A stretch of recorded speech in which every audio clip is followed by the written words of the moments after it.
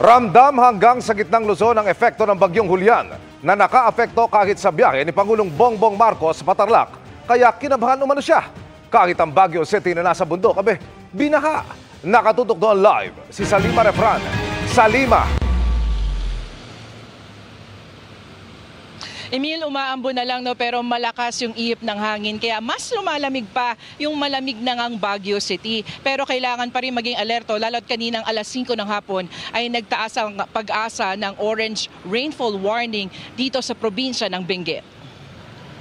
Maghapong umulan sa Baguio City kaya ingat na ingat ang mga motoristang paakyat ng Marcos Highway. Bukod sa may pag-ulan, may ilang bahagi na rin ito ang nababalot na ng fog. Tuloy-tuloy rin ang clearing operations ng DPWH sa mga nagbagsakang mga bato at lupa sa kalsada.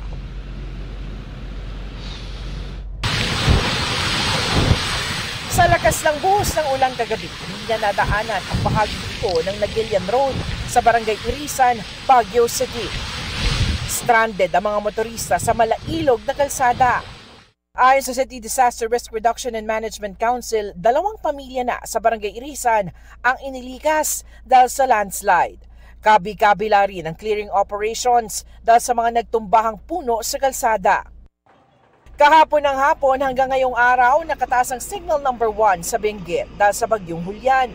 Ang epekto niyan, dama sa iba pang bahagi ng Luzon, gaya sa Tarlac, kung saan bumisita si Pangulong Bongbong Marcos. Sabi sa akin, ang presidente a-advisean namin, hindi na pupunta kasi delikado ang panahon, delikado ang mag-helicopter. Hindi na ho nag-helicopter, nag-airplano papuntang Clark, tapos nagbiyahe ho dito sa Tiplex, umabot dito sa... Nabisto tayo dun sa mga biyahe natin na akala niya siya lang yung natatakot sa weather. Hindi lang ako nagpapahalata pero nanginginig pa rin yung lamang ko. Pinangunahan ng Pangulo ang pamamahagi ng mga titulo sa halos 5,000 mga benepisyaryo sa bayan ng Paniki. Bagong pagpapasinaya sa unang lithium battery manufacturing plant sa bansa, sa Capas.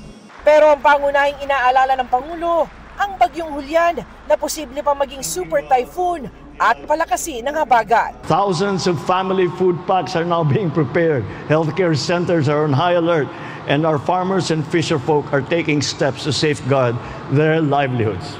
The Typhoon Julian is going to pass north of the Philippines, so those in regions 1, 2, and 3, as well as NCR and CAR, know that we are not just talking about resilience. We are making it happen. Mag-intensify pa ito so we'll have to watch until it's finished.